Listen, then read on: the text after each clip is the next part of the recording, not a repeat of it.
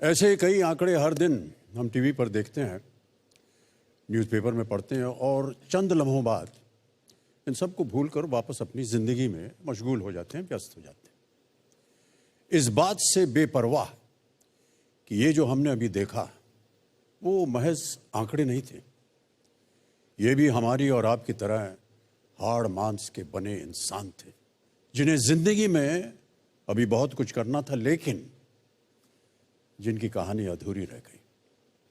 आज सड़क सुरक्षा की इस मुहिम को हम शुरुआत करते हैं अपने आप से किए हुए एक वादे के साथ। आज के बाद से हम इन आंकड़ों को महज आंकड़ों की तरह नहीं देखेंगे कि बस पढ़ा और भूल गए, बल्कि एक चुनौती की तरह देखेंगे जिससे हम सबको मिलकर निपटना होगा। बात आंकड़ों की हो रही है तो एक और चौंकाने वाला आंकड़ा मैं आपको अब बताने जा रहा हूं। हमारे देश में हर रोज, जी हां, हर रोज 422 लोग सड़क दुर्घटनाओं में मौत का शिकार बनते हैं। है ना अफसोस की बात।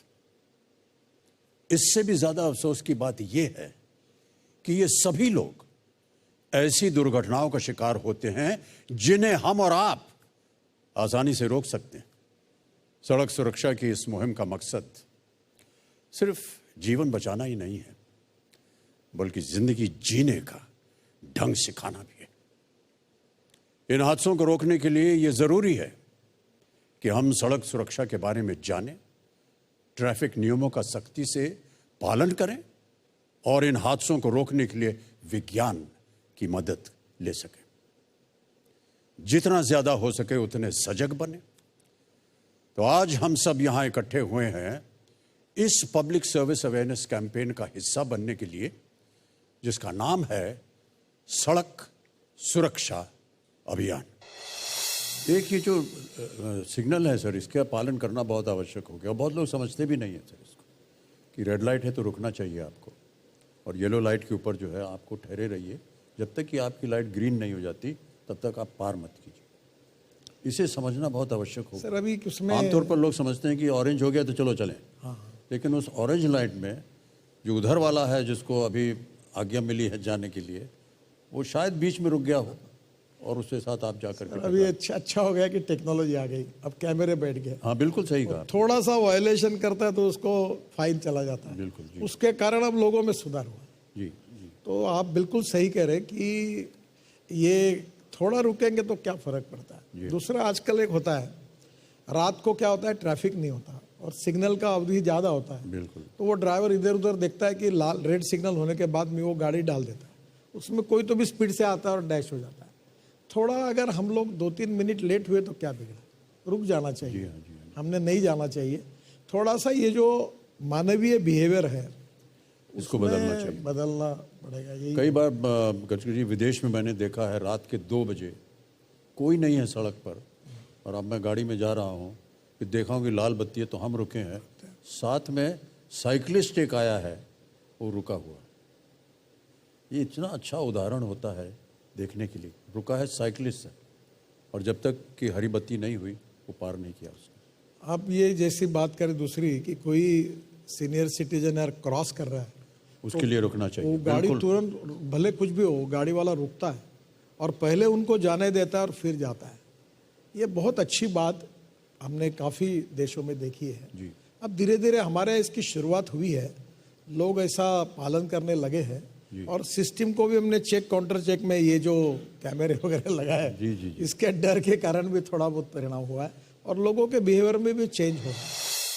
कोशिश कितनी भी छोटी क्यों ना हो, लेकिन अगर लगन के साथ की जाए तो एक दिन बड़ा असर जरूर दिखाती है। अब हम आपको मिलवाएंगे कुछ ऐसे ही लोगों से जिनकी छोटी छोटी कोशिशों की बदौलत लोगों को बदलाव का संदेश मिला है। वो बदलाव जिससे सड़कें सुरक्षित बनेंगी, वो बदलाव जिससे लोगों की जान बचेगी। इन लोगों ने सड़क हादसों में किसी अपने को खोया है। अब इनकी जिंदगी का मकसद ये है कि किसी और परिवार को ऐसा दुख न देखना पड़े। Unfortunately, हम सब तभी जागते हैं जब कोई हमारे साथ ट्रेजेडी होती है, और कुछ लोग तब जाग जाते हैं। कुछ लोगों के लिए शायद ये सिर्फ एक सनसनीखेज खबर रह जाती है कि अगर जसपाल जी के साथ ये हुआ तो अच्छा क्या हुआ, कौन चला रहा था, ये कैसे हो गया, अच्छा आपको पता है कॉमेडी करते थे, ये देखा है, ये वायरल हो गया।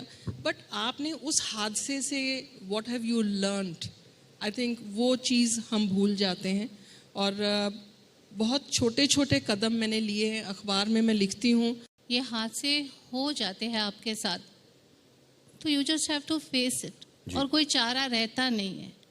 जैसे कि हमने बोला है, जो माँ बाप पे बीतती है वो माँ बाप ही समझ सकते हैं। जी। हमारी बेटी बहुत ही होनहार थी, वेरी टैलेंटेड। MBBS में 18 विषय होते हैं हमारे, उसमें से 11 विषय में गोल्ड मेडल मिला था। तो जो आप बोलते हैं ना सर GDP, सच में मैं तो बोलती हूँ, not just because she is my daughter but because of the kind of person that she is. Was नहीं बोला जाता, she would have really done great good for the country.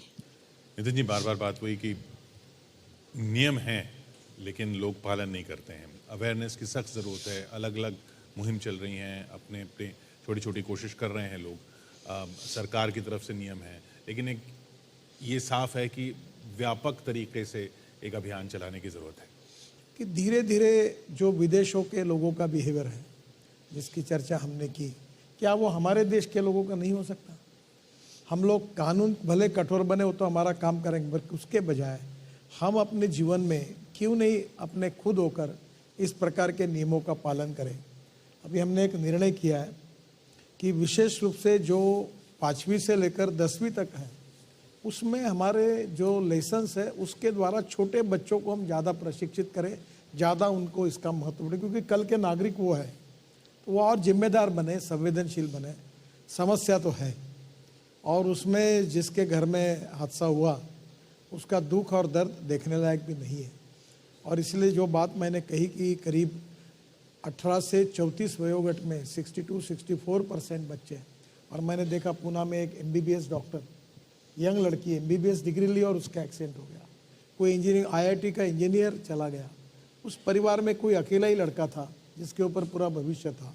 उस परिवारों की कल्पना दुख और दर्द की नहीं जा सकती। तो निश्चित रूप से सरकार में परिस्थिति को देखकर हमको कानून को कठोर करना पड़ेगा, फाइन को बढ़ाना होगा, और उसके साथ साथ ये हम मजबूरी कर रहे हैं, ये कोई खुशी से नहीं कर रहे हैं।